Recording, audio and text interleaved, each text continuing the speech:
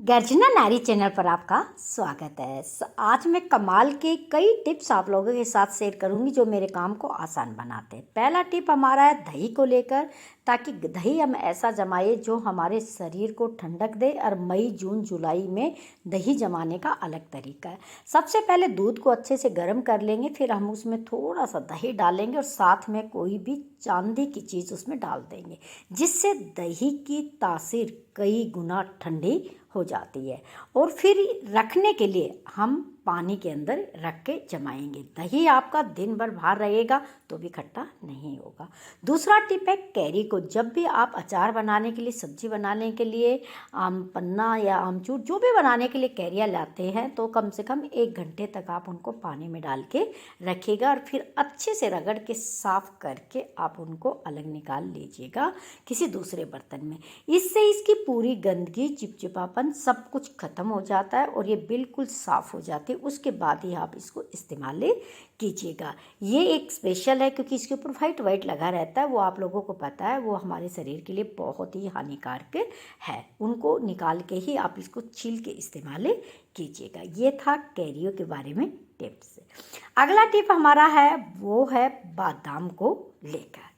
अब देखिए, जब भी हम बादाम लेके आते हैं तो वो या तो पैकेट में आते हैं या पॉलीथीन में आती है। तो सबसे पहला काम है आप उनको एक बर्तन में निकाल लीजिएगा। उसके बाद चाहे आप एयर टाइट डब्बे में किसी में भी रखिए और जैसे भी आप इस्तेमाल करते कीजिए। या तो आप उनको थोड़ा सा रोस्ट करके खाइए या पानी में भिगो के खाइए, डायरेक्ट बादाम नहीं खाइए।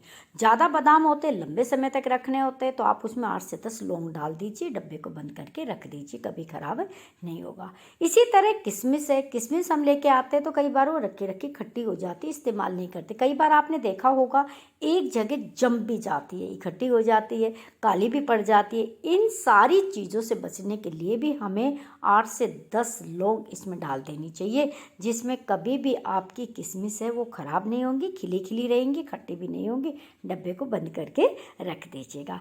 अगला टिप मेरा है वो है करेले के जूस को बना के। देखिए, करेले का जूस पीना सबके बस की बात नहीं है, तो इसलिए सबसे पहले जब भी करेला बनाए तो आप कच्चा हरा करेला लें। फिर उसके अंदर आप एक डाल दीजिएगा टमाटर और साथ में काला नमक। इससे क्या होगा, जो जूस है वो ज़्यादा आपका कड़वा नहीं बनेगा। और उसके अंदर हम बाद में एक नींबू निचोड़ लेंगे।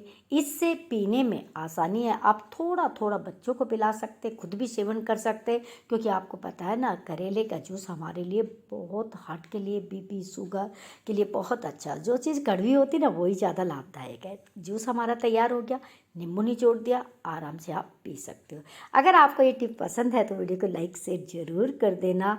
चलिए हम पढ़ते हैं अगले टिप की ओर। अगला टिप हमारा है वो भी है करेले को लेके। जब भी हम करेले लेके आते हैं ना, तो पहली बात तो ये कि इनके ये नक्कू होते हैं, इनको आपको नहीं तोड़ना है, क्योंकि ये बहुत ही ज़्यादा क्या हो जाते हैं, ढीले ढीले हो जाते हैं, काटने में बड़े मुश्किल होते हैं। तो जब भी करेला लाए तो नक्कू है ये इसके साथ होने चाहिए। उसके बाद इनको अच्छे से धो के पानी में बनाने से पहले हमें एक कपड़े पर फैला देना चाहिए। इससे होगा कि अंदर तक का पानी पूरा है कपड़ा सोख कर लेगा और इनको जब हम बनाएंगे तो कड़वे नहीं बनेंगे। क्योंकि करेले हैं, कड़वे तभी बनते हैं जब हम या तो इनको गिला काट लेते हैं या हमारा हाथ गिला होता है या कोई बर्तन गिला होता है।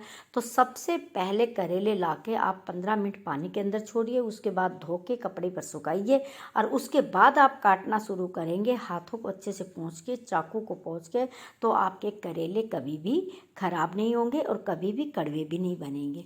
हाँ, एक रिक्वेस्ट मेरी आपसे है कि अगर आप इस चैनल पे नए हैं तो आप चैनल को सब्सक्राइब कर लीजिएगा, वीडियो को लाइक कीजिएगा, शेयर कीजिएगा।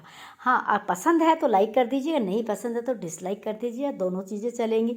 साइड में कोने में मैंने लिखा है रसोई में काम खुद ही करें। इसके ऊपर मेरी वीडियो आने वाली है, आप वो सुनिएगा। क्योंकि देखिए, महिलाओं को अपनी रसोई का काम खुद करना चाहिए, किसी दूसरे से नहीं करवाना चाहिए। इस चीज़ को शायद आप समझ भी गए होंगे। तो मैं बता रही थी, करेले आपको इस तरह काटने हैं कि चाकू, हाथ, करेले बिल्कुल भी गिले ना हो, उसके बाद करेलों को आप कैसे भी बनाइए, बिल्कुल भी कड़वे नहीं बनेंगे। चलिए हम बढ़ते हैं नेक्स्ट टिप की ओर। अगला टिप मेरा है कि गर्मियों के अंदर हम गोंद कतीरे को कैसे इस्तेमाल करें। इसको इस्तेमाल करने के लिए सबसे पहले देखो हम लेते हैं मिश्री, क्योंकि मिश्री आपको पता है कि बहुत ठंडी होती है और बहुत ही अच्छी होती है गर्मियों में। तो सबसे पहले मिश्री को हम मिक्सी के जार में डाल के अच्छे से पीस लेंगे, इट मीन्स इसका हम पाउडर बना लेंगे। देखिए अच्छे से पाउडर बन गया है। अब हम बनाएंगे गोंद कतीरे के लिए खास टेंग। तो हमने मखाने और बादाम दोनों को हल्का सा रोस्ट कर लिया था, फिर हमने ठंडा कर लिया और उसके बाद हमने मिक्सी में डाल के उसके साथ ही पीस लिया है। मिश्री भी अंदर थी। अब हम डाल देते सौंफ, और सौंफ को डाल के भी एक बार हम क्या करेंगे, मिक्सी को चला लेंगे। फिर पूरे मिश्रण को हम एक बाउल में निकाल देते हैं, क्योंकि हम बनाने जा रहे गोंद कतीरा बादाम और अपने मखाने का, जो हमें गर्मी में राहत देगा, पेट के लिए अच्छा होगा। तो हम लेते कांच के 3 गिलास, उनके अंदर हम एक एक 1.5 चम्मच डालेंगे ये पाउडर, जो हमने मिश्री सौंफ बादाम मखाने से तैयार किया है। ये 4 चीज़ें याद किया, 1 2 3 4 याद करना है। और इसके बाद हम इनमें 1.5 चम्मच के करीब मैंने ये डाला है। अब हम इसके अंदर ऐड करेंगे पानी। आप चाहे तो दूध भी इस्तेमाल कर सकते हो, लेकिन हम गोंद कतीरा ले रहे हैं, दोपहर का टाइम है, तो हम यहाँ पे ठंडा पानी इसके अंदर इस्तेमाल करेंगे। अब ये चीज़ें तैयार हो, पानी डाल दिया, आपने मीठा भी हो गया है, पौष्टिक भी हो गया है, क्योंकि यहाँ पे मखाना और बादाम भी आ गई है, ठंडा भी हो गया, सौंफ भी आ गई है, मिला लिया। अब हमें इसमें एक चीज़ मिलाएंगे जो हमें दिन भर पेट को ठंडा रखेगी, हमें भी ठंडक देंगी। दूसरे एक में मैंने थोड़ा सा रूबजा मिला दिया है, जिससे इसका कलर चेंज होगा। बाकी को हम क्या करेंगे, वाइट ही रखेंगे। जिसको रूबजा वाला पीना है तो उसको हम रूबजा भी मिला सकते हैं, और जिनको रूबजा नहीं पीला वो रूबजा नहीं पिएंगे। और थोड़ा सा हम इसके अंदर डाल देंगे गोंद कतीरा, जिससे ये क्या होगा, हमारे पेट के लिए बहुत ही ठंडा हो जाएगा। ये होता है